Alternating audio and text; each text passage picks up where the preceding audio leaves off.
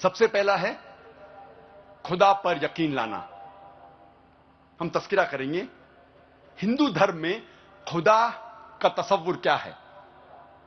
जब हम कोई आम हिंदू से पूछते हैं आप कितने खुदाओं में मानते हैं, कुछ कहेंगे 3 खुदा, कुछ कहेंगे 10, कुछ कहेंगे 100, कुछ कहेंगे 1000 और कुछ कहेंगे 33 करोड़।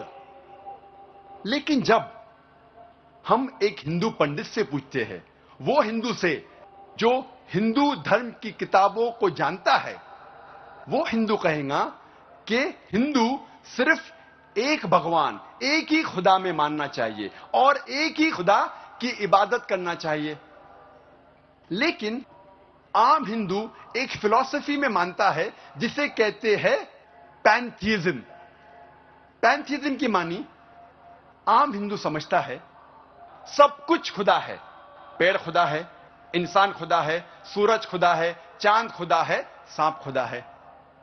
हम मुसलमान समझते हैं कि सब कुछ खुदा का है, पेड़ खुदा का है, इंसान खुदा का है, सूरज खुदा का है, चांद खुदा का है, सांप खुदा का है।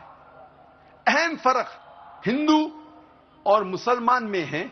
आम हिंदू कहते हैं सब कुछ खुदा है, हम मुसलमान कहते हैं सब कुछ खुदा का है। सिर्फ एक अहम फर्क है का।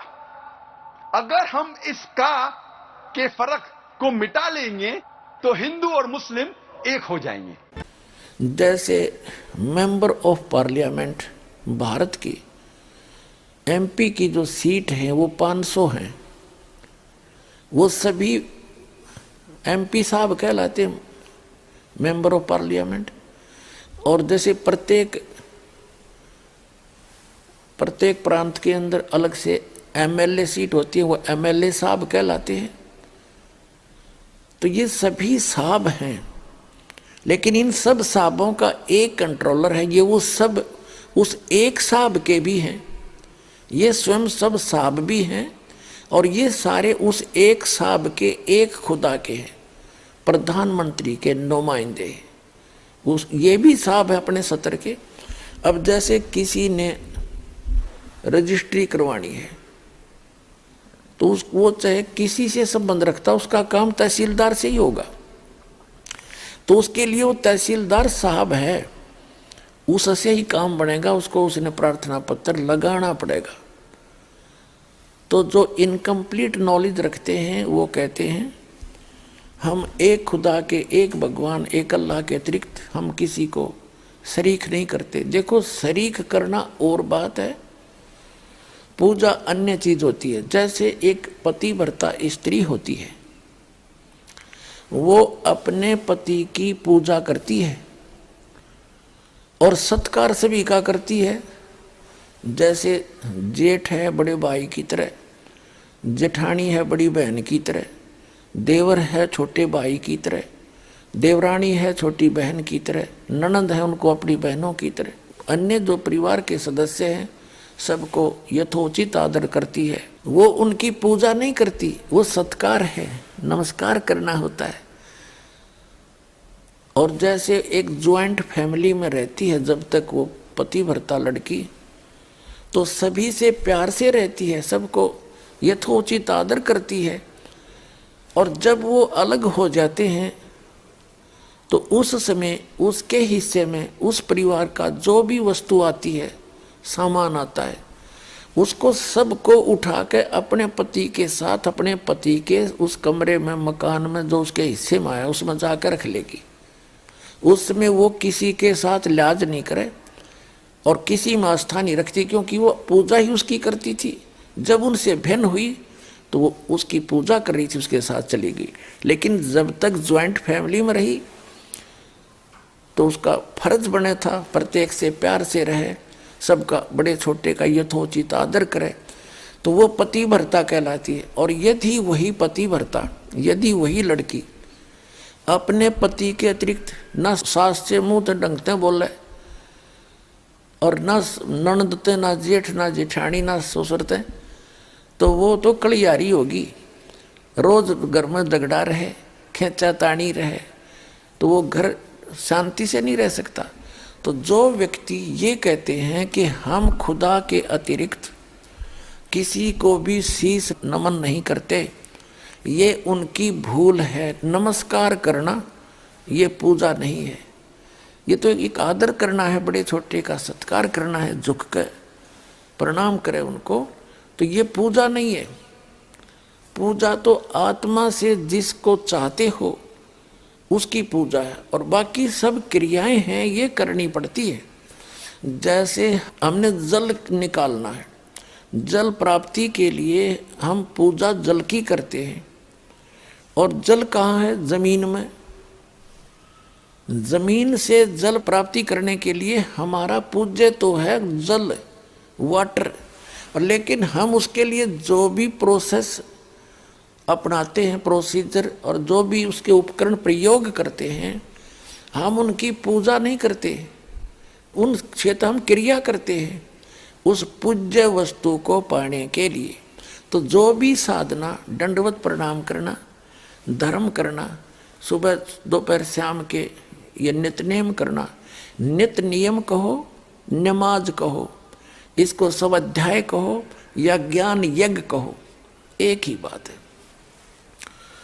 और फिर मंत्र जाप करना, जो यथार्थ मंत्र जाप कर बताए हैं वो करना, ये सब प्रोसीजर है, ये क्रियाएं हैं उस पूज्य वस्तु को पाने के लिए, उस अल्लाहु अकबर यानी कंप्लीट गॉड को पाने के लिए, और उस सतलोक में जाने के लिए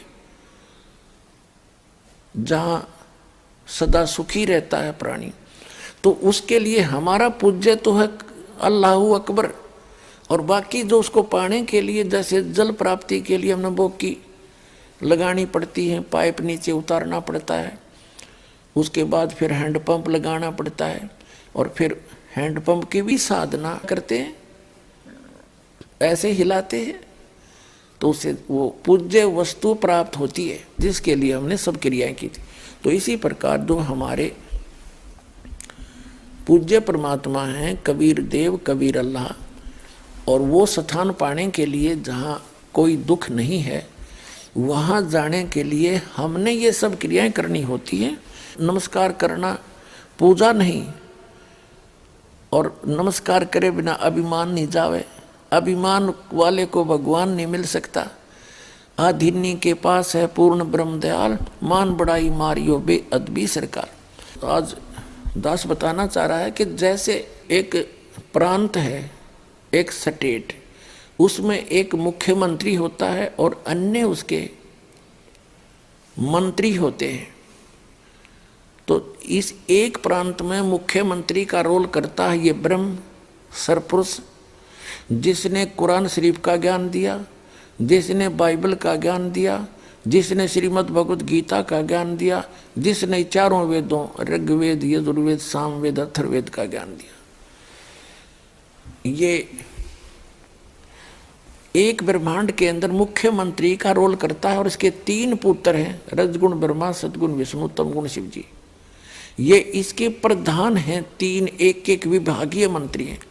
इसके इनके अतिरिक्त, इनके अंतर्गत और बहुत से देव हैं, जैसे वरुण जल का देवता, और सूर्य देवता जो सभी प्रकाश स्रोतों का इंचार्ज है। जैसे कोई बिजली महकमा है, बिजली महकमे का जो मंत्री है, जिसे पावर मिनिस्टर बोलते हैं, वो कोई पावर हाउस नहीं होता, कोई जड़ नहीं है, वो एक व्यक्ति है चलता फिरता, वो एक मंत्री है, कंट्रोलर है उस बिजली के महकमे का।